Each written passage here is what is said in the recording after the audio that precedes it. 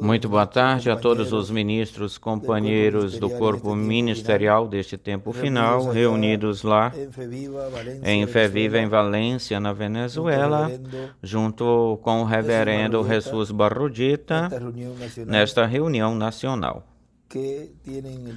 que tem ou se faz no dia de hoje e também lá na costa colombiana, na congregação do reverendo Luiz Montiel, onde também está o reverendo Adalberto Ceballos e todos os ministros de toda essa região, da Colômbia e também lá de toda a Venezuela que estão, a maior parte estão por aí, ou aí com o nosso irmão Jesus Barrudita, e nos outros lugares que estiveram reunidos no dia de hoje também estarão reunidos nesta tarde e amanhã.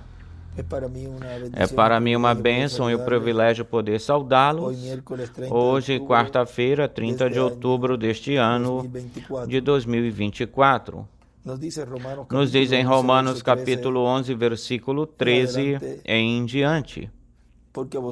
Porque falo a vós, gentios, que porquanto eu sou apóstolo para os gentios, honro o meu ministério, para se de alguma forma possa incitar a emulação ou inveja aos da minha carne e salvar alguns deles, porque se a sua exclusão ou rejeição é a reconciliação do mundo, o que será a sua admissão se não vida dentre os mortos? Se as primícias são santas, também o é a massa restante, ou que resta, e se a raiz é santa, também o são os galhos, os ramos.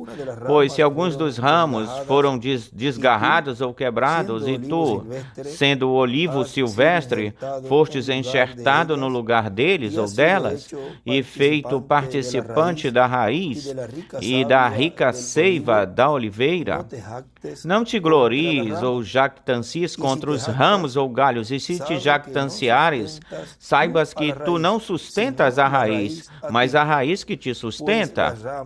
Pois os ramos, dirás, foram desgarrados ou quebrados para que eu fosse enxertado. Bem, pela sua incredulidade foram desgarrados ou quebrados, mas tu, pela fé, estás de pé. Então não se ensoberbeça, senão que teme, porque se Deus não perdoou os ramos naturais, tampouco a ti te perdoará. Olha, pois, a bondade e a severidade de Deus, a severidade certamente para com aqueles que caíram, mas a bondade para contigo, se permaneces nessa bondade. Pois de outra forma ou maneira tu também serás cortado, e até mesmo eles, se não permanecerem na incredulidade, serão enxertados. Pois poderoso é Deus para torná-los ou voltar a enxertá-los. Porque se tu fostes cortado daquele que por natural é oliveira silvestre, e contra a natureza fostes enxertado na boa oliveira, quanto mais esses, que são os galhos naturais, serão enxertados na sua própria oliveira.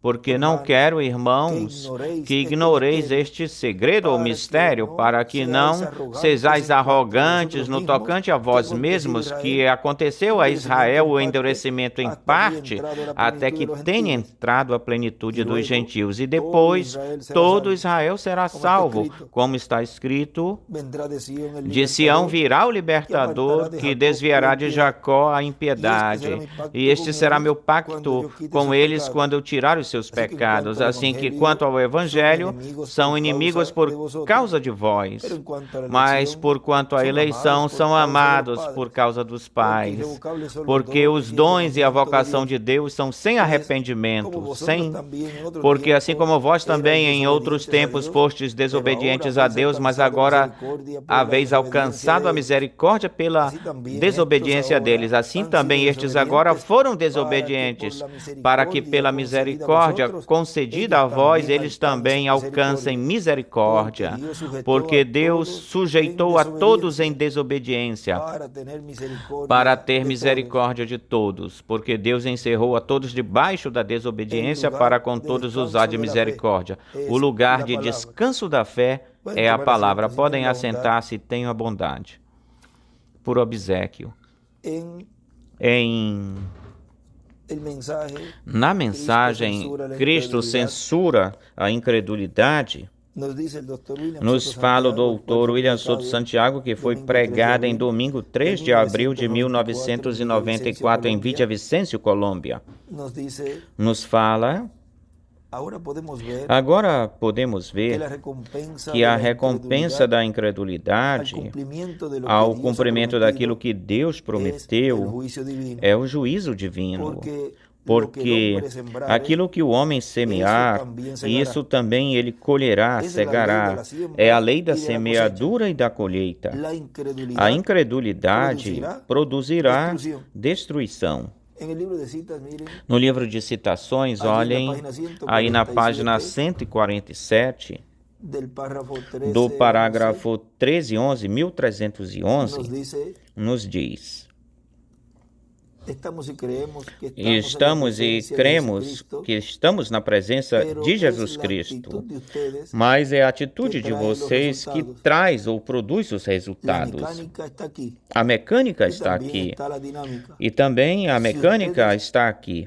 A mecânica está, se vocês podem começar, se vocês puderem começar, Deus fará o resto. E escreve, começar, e Deus fará o resto. Aí embaixo, em cima, escreve a mecânica e a dinâmica. A atitude, entre parênteses, a fé ou incredulidade traz ou produz o resultado. Vejam o resultado da incredulidade, diz o nosso irmão William, que produzirá destruição. Agora continua dizendo, agora o crente em Deus e nas suas promessas esperam as bênçãos de Deus. É bem simples isso. Você quer as bênçãos de Deus?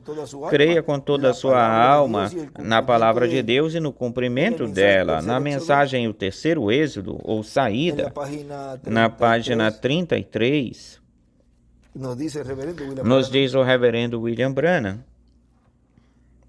diz assim que quando vieram ou chegaram até esse ponto, eles enviaram e obtiveram a Imla, não Imla, senão Miqueias, o filho de Imla. Enviaram e o acharam, e ele lhes profetizou, lhes disse que Acabe seria morto se ele subisse lá. E esse arcebispo lhe feriu a boca, lhe feriu na boca esse arcebispo, ou seja, lhe deu, em outros lugares diz que esbofeteou-o, lhe deu uma bofetada. Na Bíblia, aí onde fala de Miqueias, vamos ver aí, ou lá. Foi uma falta de respeito isso que se fez aí. Aqui o irmão Branham fala esse arcebispo. Em Miqueias.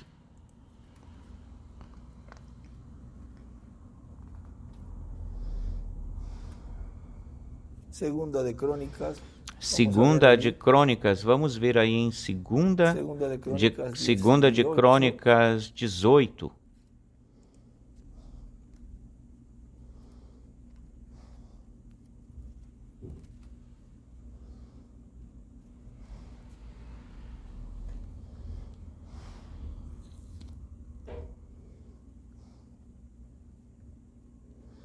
Micaías, filho de Imlá. 18:23. Então Zedequias, filho de Kenaaná, achegou-se e feriu a Micaías no rosto, ou na maçã do rosto, e disse, por qual caminho foi-se de mim o Espírito de Jeová para falar contigo? Micaías respondeu, eis aqui que tu verás naquele dia, eis que o verás naquele dia, quando entrares na câmara, entrares de câmara em câmara para te esconderes. Agora vejam que não podia, o que é o que mais adiante nós vamos ler aí, não podia abençoar Micaías aquilo que Deus já tinha amaldiçoado. amaldiçoado. Não poderia abençoar Micaías. Vamos ver isso mais adiante. Mas veja, ele bateu na face do rosto. E o irmão Branham diz aí que ele feriu no rosto, ou seja, foi um soco, uma bofetada no rosto. Continua dizendo, ele era honesto a respeito disso. Ele disse, para onde foi o Espírito de Deus quando me deixou? Ou seja, ele percebeu que algo tinha acontecido aí. E aí do lado direito, nessa oração onde ele o feriu, aí desenha uma estrela de Davi do lado direito. Diz, tu o verás. Ele disse, coloque-o na prisão, mete-o na prisão mais lá de dentro e alimente-o com pão de tristeza e água de tristeza. E quando voltar em paz, disse, eu tratarei com ele. Então, enquanto vamos tratando disso aqui, tranca ele aí. E quando eu voltar, eu vou lidar com ele. Vou atendê-lo. E aí é que ele... Aí continua dizendo nesse versículo 24, e Micaías respondeu, eis que tu verás naquele dia quando entrares de câmara em câmara para te esconderes. Então disse o rei de Israel, tomai a Micaías e tornai-o a levá-lo a Amon, o governador da cidade, e a Joás, filho do rei, diz-lhe, assim diz o rei, colocai este na cárcel, na prisão, e sustentai-o com pão de angústia e com água de angústia, até que eu volte em paz. Micaías disse, se tu voltares em paz, Jeová não falou por mim ou através de mim. E além disso disse, ouvi, povos todos. Isso era o assim diz o Senhor, o que ele tinha dito ou falado Deus através de Micaías. Ou seja, que era tão certo e tão contundente o que Deus tinha dito através de Micaías, que lhe profetizou aí. Profetizou aí o que ele ia ou iria cumprir. Ou seja, não iria voltar em paz. Agora, olhem, continua dizendo o irmão Branham. Em lá, sabendo que ele estava bem certo com Deus, porque a sua visão a comparou com a palavra, Ele era um profeta. Aí do lado direito escreve Apocalipse 11, do 3 ao 7, e essas são as duas oliveiras. E seu espírito e a sua visão eram exatamente com o profeta Elias. E ele disse, se tu voltares, de alguma forma voltares, então Deus não falou comigo.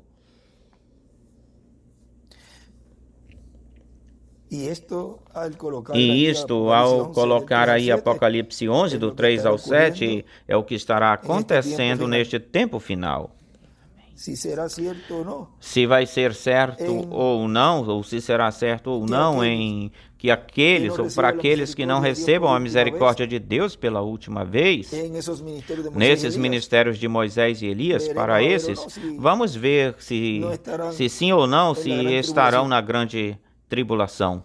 Se estarão ou não na grande tribulação. Vamos ver. Agora, eu disse para esta pessoa, ou este indivíduo, quem estava certo, quem estava no correto, o concílio ecumênico, onde 400 homens eleitos se sentaram juntos, eleitos por homens, ou um pequeno renegado eleito por Deus?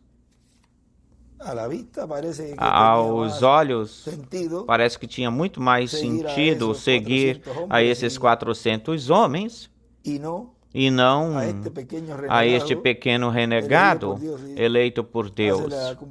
E faz a comparação o irmão Branham. Ele disse, bem, como você saberia a diferença? Eu disse, volta para o projeto ou o plano.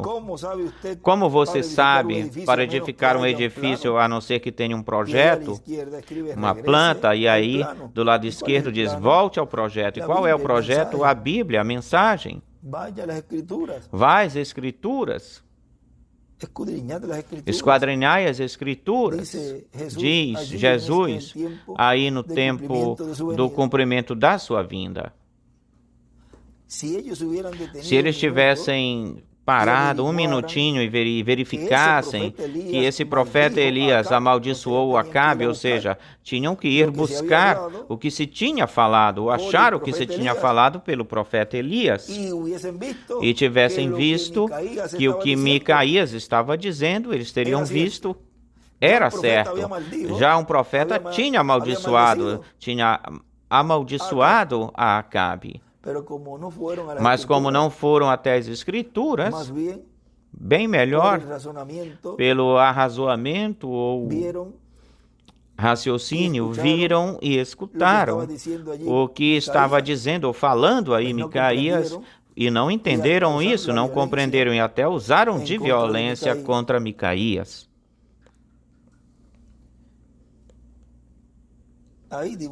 Aí desenha uma estrela de Davi do lado esquerdo. Se eles tivessem parado um pouquinho e verificassem que esse profeta Elias amaldiçoou Acabe, ele disse que os cachorros lamberiam seu sangue. E eles fizeram isso.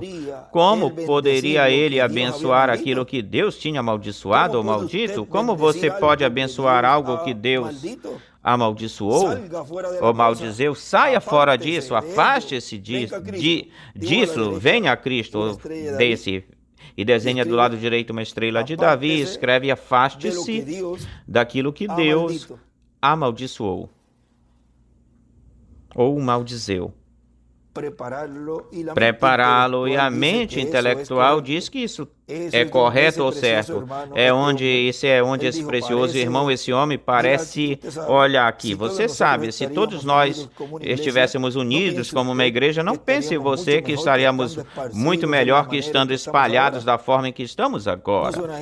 Isso não soa razoável se todos os protestantes, católicos pudessem estar unidos e viessem até um terreno junto, mas como podem dois andarem juntos a não ser que eles estejam em comum acordo?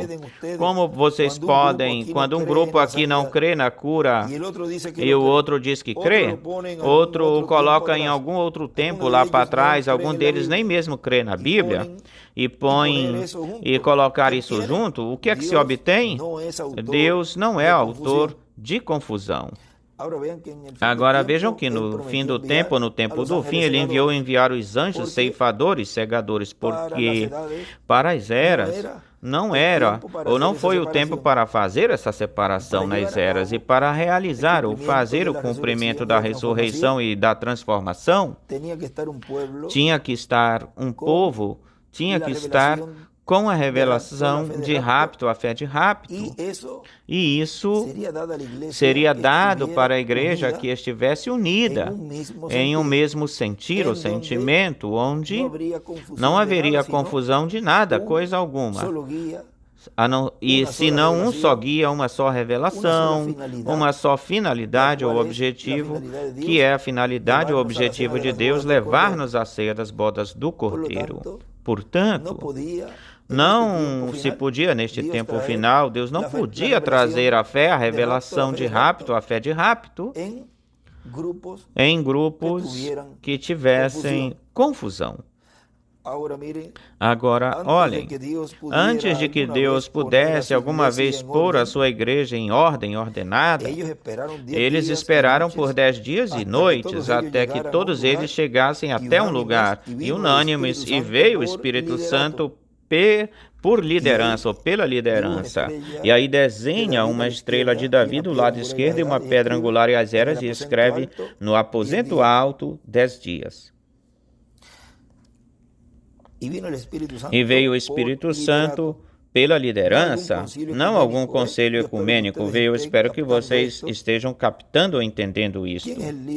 Quem é o líder da igreja? O Espírito Santo, onde é manifestado no fim do tempo, a coluna de fogo que o reverendo William Branham viu, a qual estava falando com alguém mais acima de onde ele estava, é na era da pedra angular e dispensação do reino, onde o Espírito Santo se faria carne no meio do povo, no seu mensageiro, e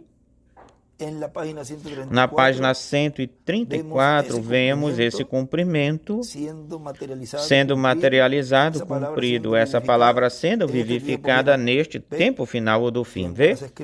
Indo para as Escrituras e deixando que o Espírito Santo seja quem coloque cada peça no seu devido lugar. E vamos vendo o quadro ou o cenário. Agora, olhem, continua dizendo, perceba, esse é o incrédulo. Esse é o incrédulo, infiel à palavra de Deus, que não nota, percebe o que a palavra tem dito ou falado, senão que percebe conforme o seu raciocínio ou arrazoamento. Isso foi o que Eva fez em primeiro lugar. Ela confiava no seu arrazoamento ou raciocínio. Satanás disse, agora olhem aqui, isso não é razoável. Eu sei que a palavra diz isso, mas espere por um minuto. Não é razoável que você estivesse numa melhor posição se tu conhecesses o que é correto do incorreto, o correto do incorreto. Então ela pegou isso, certamente. Essa é a forma, é o jeito. Eles raciocinam, arrazoam, mas a incredulidade sempre vai com o arrazoamento, mas a fé não tocará nisso. E desenhe uma estrela de Davi do lado esquerdo. Não teria sido razoável o nosso pai, que é o pai de nossa fé, Abraão, de quem somos seus filhos por Cristo, não teria sido razoável que uma mulher de 65 anos de idade, e ele viveria com tudo, desde que ela fosse uma moça, não poderia ter um menino, e quando ela fosse de 100 anos de idade ou com 90 e ele de 100 e ainda não existia criança, e isso não arrazoaria isso. Alguma junta de médicos fizeram um exame em Sara e disseram, pois o seu ventre está seco, as veias do leite estão secas, já faz 40 anos, seu coração com essa idade, ela não poderia entrar em dores de parto com seu coração com essa idade, pois isso é apenas o raciocínio, o arrazoamento, mas Abraão rejeitou isso. Ele não titubeava, não duvidava da palavra de Deus através da incredulidade, do arrazoamento, o raciocínio. Ele não titubeava da promessa de Deus ou na promessa de Deus. Aí do lado esquerdo, ele escreve, a incredulidade usa o raciocínio ou o arrazoamento, não importa o que fosse, porque ele tinha considerado Deus poderoso para fazer tudo o que ele disse que faria. Agora, onde estão os filhos de Abraão nesta manhã? Vocês, ministros que estão medrosos pelo seu pão e água, estar na rua, se vocês deixarem essa Babilônia, onde está a sua fé? Davi disse, moço eu fui, jovem fui, e envelheci, e me vi, e não vi justo desamparado, nem sua semente mendigando pão. Não tenha medo, permaneçam verdadeiros em Cristo, verdadeiros a Cristo. Desenha do lado direito uma estrela de Davi. Mas a incredulidade alcançará a razão, o raciocínio. E isso é o que se fez isso. Agora vocês entendem isso? A incredulidade confia no raciocínio, no arrazoamento, ou nos arrazoamentos. Escreve do lado direito, a incredulidade confia no arrazoamento, ou no raciocínio. Uma coisa do dia presente, a fé não fará isso. A fé olha para a palavra, mas a fé se coloca a si mesma sobre a rocha incomovível e removível. Mas a fé se coloca a si mesma sobre a rocha imovível e removível, a palavra eterna de Deus, amém. A fé não olha o raciocínio, o arrazoamento, não importa o quanto você possa demonstrar ou mostrar o que seria melhor. Se a palavra diz ou disser não, a fé descansa ou fica descansada aí. Esse é o santuário do lugar do descanso da fé. E aí ele escreve, o lugar do descanso da fé é a palavra. Agora continua dizendo o nosso irmão William, você não quer as bênçãos de Deus, pois seja incrédulo na palavra de Deus, e então lhe chegarão os juízos divinos, as pragas divinas, as pragas apocalípticas, assim que não tem lugar intermediário, ou crê ou não crê. Porque na alma, com o sentido do livre-arbítrio, na alma você só pode fazer uma coisa. Você pode fazer uma só coisa das duas, ou crer ou ser incrédulo na palavra de Deus e o seu cumprimento. Ser incrédulo a Cristo e sua palavra, ou ser crente em Cristo e sua palavra. Lembrem-se o que aconteceu com Maria. Ela creu que por meio, através dela, lhe iria nascer esse filho, ou nasceria esse filho, e o Espírito Santo faria sombra sobre ela. Maria representa a igreja do Senhor, portanto, haveria um grupo que creria, neste tempo final, que creria na promessa de que, através dela, nasceria esse filho prometido.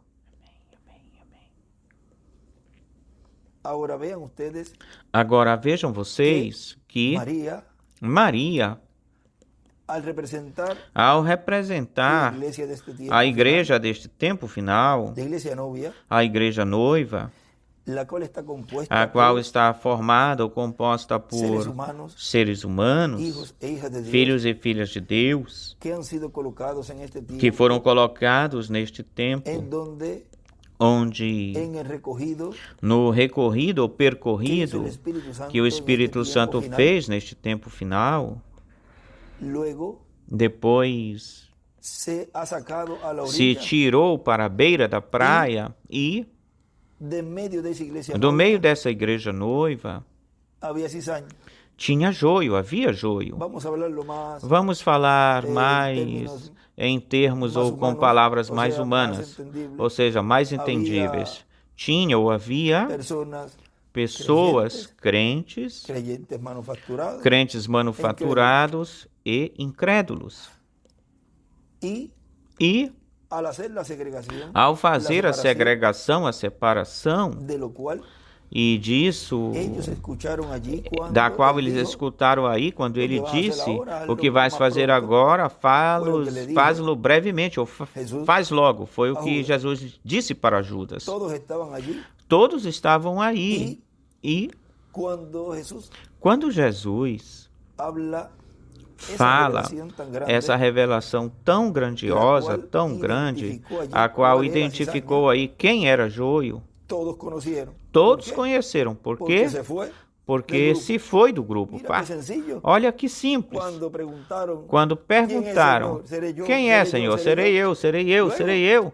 Então, olhem o simplesinho, que todos descobriram quem era ou quem foi. Por quê? Porque eles viram quando ele se levantou e não chegou até o fim. Se foi, partiu. E ao ir-se, diz o irmão William em um escrito, de um extrato do irmão Branham, se foram porque não eram de nós ou nossos, tal como Judas, se foi-se daí porque não eram do grupo. Ficaram 11, que aparentemente todos se identificariam com um pequeno grupo. Tenham muito cuidado com quem você está se identificando, porque aí se um se foi, ficaram 11, restaram 11. Depois, pois, se lhes continuou acrescentando a Judas, se juntando com Judas, um monte de pessoas se juntando com Judas e tentando convencê-los, ou seja, ele foi se queixar de que Jesus tinha falado desse jeito com dele. Mas vejam vocês que já tudo isso, neste tempo final, já seria em uma escala muito maior. E o grupo de escolhidos de Deus deste tempo final, comparado com todo o cristianismo, vejam, é pequeno, é um grupo pequeno, comparado com todo o cristianismo. E também esse grupo que já está por entrar, que está já despertando, que é esse mundo denominacional, que estarão vendo cada vez mais e mais, mas vejam que Deus, em primeiro lugar, Deus trabalha com a sua igreja noiva, e esse é o maior milagre, o milagre mais grande que Ele está realizando neste tempo final. É um milagre de abrir os olhos espirituais, dando-lhes a revelação do sétimo selo, a revelação do anjo, que era diferente dos outros, que tem o sétimo selo e que, neste tempo final, está abrindo esse mistério para a igreja noiva, para dar a ela, assim, a fé de rapto. Mas isso somente é para aqueles que vão ser transformados e raptados. Nenhuma outra pessoa que vai ser transformada e raptada o vai receber e o vão ver. Bem melhor vão ficar criticando, zombando, falando contra, porque não é para eles, essa promessa não é para eles. Portanto, a pessoa, ao entender isso, essas coisas, e conscientes de que tem um programa e que a terceira etapa é para todos os grupos, pois a pessoa vê claramente todos os grupos sendo manifestados e obrando, operando, cada indivíduo obrando, trabalhando e mostrando a atitude frente à palavra de Deus. Por isso é que ele dizia aí, a atitude, a fé ou incredulidade, traz o resultado. Vai trazer resultados àqueles que têm fé na sua vinda e recebem a sua vinda, e o resultado é a transformação e o rapto. E aos incrédulos, o resultado é a grande tribulação. Tão simples assim. Agora olhem, continua dizendo aqui, o nosso irmão William, e não dizer que crê do seu jeito, porque isso também já é um cúmulo. Não, eu creio na mensagem inteira. Eu tenho 50 anos na mensagem, mas eu creio isso desta forma aqui. E se não se cumprir desse jeito, pois que aconteça o que acontecer comigo. É um egoísta com a sua própria alma. É um mesquinho com a sua alma. Agora, olhem, e não dizer que crê do seu jeito, senão de acordo conforme a palavra de Deus e conforme a como ele cumpre a sua palavra, porque a Escritura não pode ser cumprida como as pessoas desejam, senão como Deus já o tem estabelecido ou estabeleceu. Na mensagem provando a sua palavra, nos diz na página 16 desta mensagem, esta foi a que é pregada, porque tem duas delas. É a que foi pregada no dia 16 de agosto de 1964. E olha o que nos diz na página 16. E uma partezinha da 17. 16 lá embaixo. A fé deve ter um lugar para descansar, de descanso. E tudo o que é contrário à palavra de Deus, a fé de Deus, não pode ter lugar de descanso, a não ser que seja uma promessa de Deus. E aí fixar a sua posição eterna. Mas na frente de todas essas eras cheias de dúvida, diante de todas essas eras cheias de dúvida, as coisas pelas quais atravessamos e vivemos hoje, a pior de todas, na frente de todas essas dúvidas, Deus continua correto, certo, em provar certas a sua palavra, ou as suas palavras, como ele fez em cada era. A incredulidade não detém, não para Deus, não lhe é de impedimento. Não o impede. Não me importa quanto o mundo duvide, essa palavra vai acontecer. Como ele me dizia, não importa quantos fiquem contra ti, tu segue adiante, em frente. Por quê? Porque é um programa que Deus já tem e pode levantar-se, o mundo inteiro pode levantar-se contra esse profeta e mesmo assim Deus cumpre a sua palavra. Ou seja, que Deus não está satisfazendo ninguém que diga, não, assim não me agrada, não gosto desse jeito que ele está cumprindo, porque eu tenho crido desse jeito aqui tem que ser, porque ele falou isto. Todos eles, tudo isto apontou para esse mensageiro final e apontou para este tempo, e saudaram essas promessas, todos eles apontaram e saudaram essas promessas que hoje estamos recebendo e que continuaremos recebendo. E a final, que é a nossa transformação, eles estiveram saudando ela de longe. Por quê? Porque não estão aqui, ou seja, nesse intervalo de tempo que nos resta até que essas promessas da ressurreição e transformação se cumpram, tem-se uma distância, ou seja, cada vez mais longe. Para o irmão William, pois um certo tempo distante, para o irmão Branham um pouco mais longe, para o outro mensageiro, para Paulo muito mais longe, para Paulo, a saudaram de longe, mas hoje estamos vivendo no tempo onde esse servo fiel e prudente receberia essas promessas, essas recompensas, onde a Escritura diz ao que vencer. É para quem vencer com o grupo vencedor neste tempo final, os quais o apóstolo Paulo disse que na trombeta final se iria estar tocando a trombeta. Agora vejam vocês que todas essas eram promessas que eles estavam falando delas, e no tempo de cada mensageiro se poderia pensar é que vai se cumprir aqui vão se cumprir, mas a parte que sempre diziam era os que fiquem vivos, os que restem vivos. Ou seja, aqui tem uma revelação que sempre davam que se o escolhido desse tempo não estivesse olhando, passava despercebido. E Deus estava mostrando que seria numa era eterna, onde um grupo de escolhidos de Deus, de seres humanos, não veriam morte. Portanto, A transformação, se não aconteceu no tempo do irmão Branham e não aconteceu no tempo do irmão William, pois tem que ter um mensageiro onde Deus estaria, através desse mensageiro, Deus estaria trazendo-lhes a fé de rapto para o povo, porque sem a fé de rapto não há ressurreição e não há transformação e não tem rapto. E se cumpre a escritura de Amós 3,7, que não fará nada o Senhor sem que antes revele seus segredos a seus servos, os profetas. É o método e a forma de Deus desde o início. Deus não muda nem mudará a sua forma, o seu jeito, porque alguém fale, não, eu gosto mais desse véu de carne que Deus enviou, neste tempo que passou, Deus o levou, mas eu vou esperar que ele volte e cumpra o que falta por se cumprir. Deus não vai cumprir a você algo do qual ele nunca fez, que ele nunca fez em tempos passados. Ele leva um mensageiro e ele levanta outro mensageiro. Você tem entendido de outra forma isso e tenha dado uma interpretação do seu jeito, aquilo que Deus trouxe, isso já é problema teu, problema seu. Examinai as Escrituras, por isso ele dizia, nosso irmão William busca as mensagens do irmão Branham, as mensagens que ele pregou, especialmente os selos e essas mensagens até 65, e tal como ele falou que seria o cumprimento da sua vinda, é assim é. Não fique acrescentando nem tirando. Para isso está gravada a mensagem em fitas e escritas em folheto, porque exatamente como foi falado é assim, é desse jeito. Quem mais refletiu e esteve mais próximo foi o irmão Branham e também o nosso irmão William. Falava como se fosse ele. Muitas vezes ele falava e depois, mais adiante, Deus lhe foi dando mais luz e mais luz.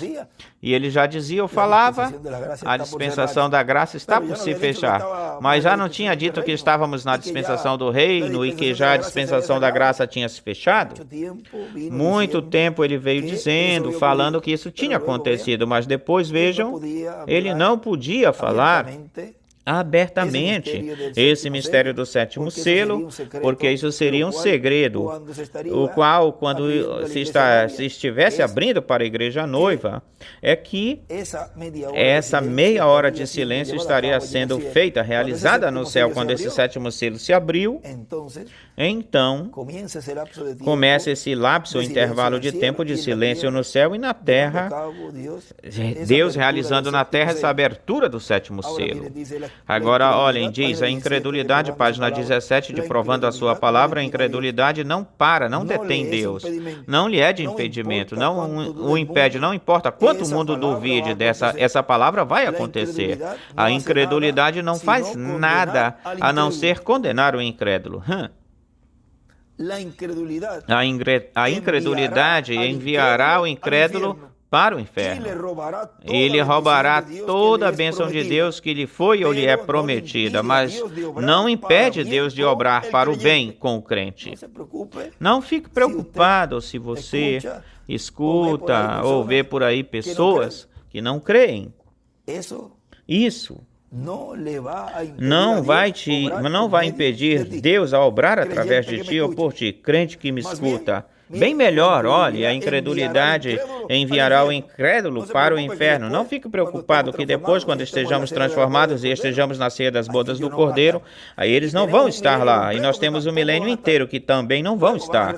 Depois eles vão ressuscitar para o juízo, se não cruzaram a linha, pois vamos ver como é que eles se saem no juízo final. Mas descansaremos deles. Esses 3 anos e meio que estaremos na ceia das bodas do Cordeiro e depois um milênio inteiro. Agora eles podem ficar e desfazer o incrédulo, que é o pouquinho tempo que lhe resta, que eles desfrutem desse tempo, fazendo e desfazendo, mas mesmo que a gente passe por essas amarguras por causa do título de propriedade, depois disso, será um regozijo eterno, um gozo eterno. Ou seja, é melhor sofrer no pouquinho, agora, e ser fiel à palavra, e depois no muito, que é a transformação e o rapto, ele nos porá. Nos foi dito que vem um aperto, e nós temos que estar conscientes que pode vir de muitas formas ou maneiras, e que isso é progressivo. É progressiva, porque foi profetizado sobre esse aperto, que é antes da ressurreição e da transformação. Agora diz, a incredulidade enviará o incrédulo ao inferno, e lhe roubará toda a bênção de Deus que lhe foi prometida, ou lhe é prometida, mas não impede. O que é que não impede? A incredulidade dessa pessoa não impede de Deus obrar para o bem para o crente. A incredulidade não detém, não para Deus, só detém ou para o incrédulo. Agora olhem o que ele escreve atrás, neste escrito aqui. Ele escreve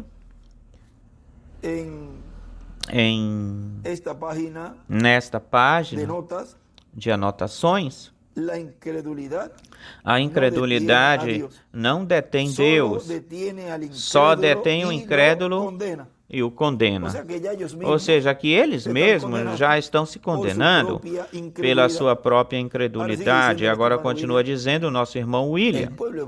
O povo hebreu esteve esperando o Messias, e como a Bíblia fala do Messias como um cordeiro e também como rei, a eles não lhes agradou mais. A eles agradou-lhes mais esperar como rei, mas veio como cordeiro. Esperavam um homem importante, um rei com vestimentas reais, e veio um simples carpinteiro de Nazaré, dizendo para o povo que as promessas, as profecias messiânicas estavam cumprindo-se nesses dias no meio deles, na sua pessoa. Ou seja, ele estava se identificando como esse Messias prometido. Quando disse aí, hoje se cumpriu esta escritura na frente de vós, ou diante de vós. Vejam. E quando olharam, mas este aqui é o filho de José, e conhecemos seus irmãos. Como é possível que ele venha se identificando com essas escrituras? E ele diz, isso era muita coisa para aqueles líderes, era demais para eles. Mas vejam, o povo estava muito contente, e sempre temos que buscar e ver o benefício para o povo conforme a como Deus prometeu para esse povo. Não podemos pensar de uma forma egoísta e dizer, se não é como eu penso, ou pensar, eu não creio. Não. Diga, eu crerei na forma em que Deus o cumprir. E se não posso entender de momento, que Deus me dê entendimento, me abra o entendimento. Como abriu o entendimento dos seus discípulos para entender que aquilo que os profetas falaram, o que Moisés falou, o que os salmos falaram, vê? E assim nós podemos receber da parte ou a favor de Deus sempre a bênção de entender as Escrituras, as quais dão testemunho de Cristo, de todas as coisas que Cristo prometeu fazer. Ou seja, não dizer ou falar como Jesus disse ou falou, Judas disse ou falou, porque certamente quando disse, bom, vai e faz o que vais fazer. Mas vejam vocês, o diabo já tinha entrado aí e houve uma oportunidade que ele desaproveitou, não aproveitou, e foi quando ele percebeu, se deu conta que ele tinha entregue um homem justo. Mas vejam vocês que ele não foi ao trono de misericórdia, senão que, pelo contrário, ele foi para essas denominações, as quais na página 369 do livro dos selos nos fala que eles clamaram aos montes e às pedras, e ele escreveu aí governantes, presidentes, reis, em vez de irem ou ir-se até esse trono, que é o trono de Davi, para buscar misericórdia. Aconteceu ou acontecerá a mesma coisa que aconteceu com Judas Iscariotes, porque são filhos do diabo, filhos de perdição, diz o irmão Branham, que é Judas, filho de perdição, diz o irmão Branham. Agora, essa linha ou linhagem da serpente, essa vereda da serpente, esse rastro da serpente chegam até este tempo final. E a mesma coisa que aconteceu no tempo de Jesus, o estivemos vendo e continuaremos vendo isso até que seja bem explicadinho, até que essa víbora seja plasmada, apertada, esmagada, que virá encarnada no homem de pecado, no anticristo, a besta, onde na página 146 do livro dos selos ele disse, quando este Espírito Santo, ao mesmo tempo que o Espírito Santo sobe e vem encarnado em um homem, vamos ver.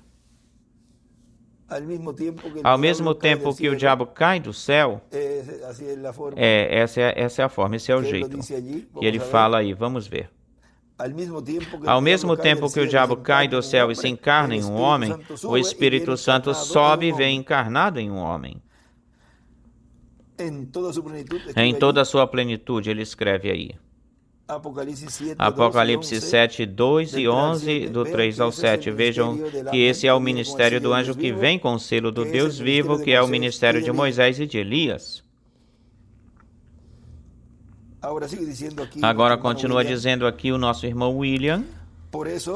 Por isso, Jesus dizia a todos aqueles líderes: examinai as Escrituras, esquadrinhai-as, porque nelas vos parece que tendes a vida, e elas são as que dão testemunho de mim. No livro dos selos, na página 327 dos selos, nos diz que é do quinto selo.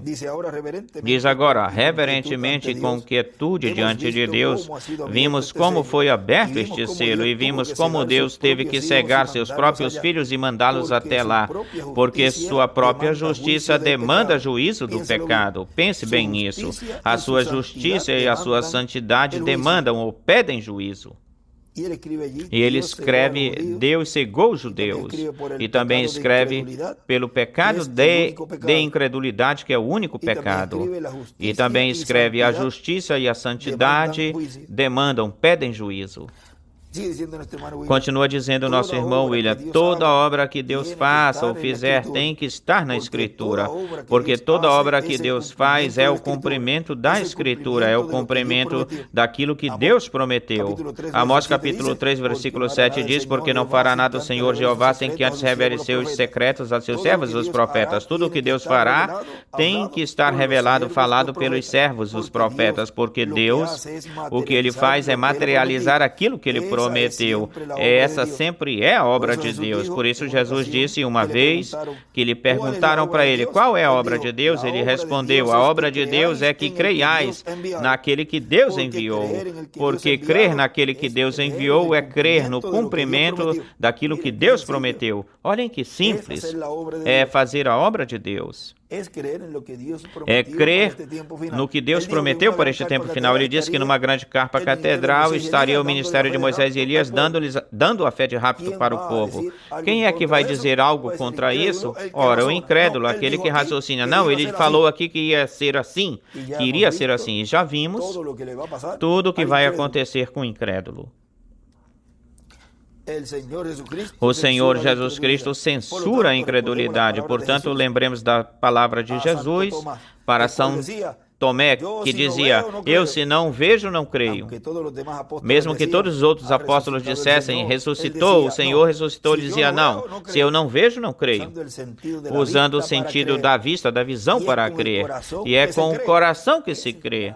Essa é a cura e o maior milagre que neste tempo final tem tido ministros e irmãos tiveram, os quais Deus lhes abriu o entendimento, as Escrituras e lhe abriram os olhos espirituais, o Espírito Santo de todo o povo para que possam ver e compreender no meio do povo. Mas tem outros que olham com a visão ou os olhos humanos e esse milagre não o fez, o Espírito Santo não fez na sua vida esse milagre, ou seja, são cegos e os que lhe seguem são cegos, e se um cego guiar o cego, ambos vão cair no fosso, no buraco. Ou seja, olhem, é tão simples o que Deus está cumprindo, que a própria simplicidade os tem velado, como ele disse, cegará, fechará os olhos de uns e abrirá os olhos de outro. A própria simplicidade os tem velado. Agora, bem-aventurados vossos olhos, porque viram, e vossos ouvidos, porque ouvem. Porque vejam que podem estar vendo com olhos ou com os olhos, com a visão natural ou normal, a mesma coisa que vocês estão vendo e não creem, mas vocês que estão vendo com a mesma vista natural, os próprios olhos, mas vendo com esse olho profético, veem mais além. E aí é que Deus lhes abre um entendimento e vem para o consciente, o qual estava no subconsciente. Deus o faz consciente aquilo que ele deseja revelar para o escolhido. E disso, em algum momento, nós falaremos desse mistério do sétimo selo que esteve no subconsciente de Deus. Mas vejam vocês, o subconsciente, que é a era da pedra angular e dispensação do reino e o lugar santíssimo, aí é a mente de Deus. E os únicos que estariam recebendo o que está na mente de Deus, no subconsciente, são os que passam por trás desse véu, atrás desse véu. E ao passar atrás desse véu, o que estava inconsciente durante as eras, todavia ainda não estava consciente para os 7 mensageiros e para o grupo, senão que isso era um mistério que seria aberto no tempo do fim, no fim do tempo, na etapa e era da pedra angular e dispensação do reino. Ao entrar na mente de Deus, onde ele diz que estamos na era da mente, a mente de Cristo, ao entrar na mente de Deus, onde Paulo foi colocado e subiu a esse terceiro céu e viu coisas lá que homem algum tinha visto e ouvido.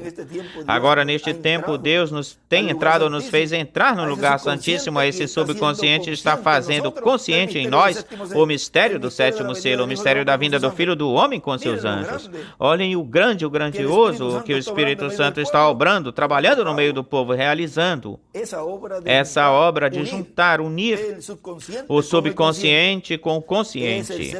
É o sétimo selo fazendo-se consciente nos escolhidos de Deus. Continua dizendo, Jesus apareceu para Tomé, chamou Tomé e disse, Tomé, vem cá, Tomé, mete o teu dedo aqui nas feridas e aqui na costela, mete o teu dedo humano e não sejas incrédulo.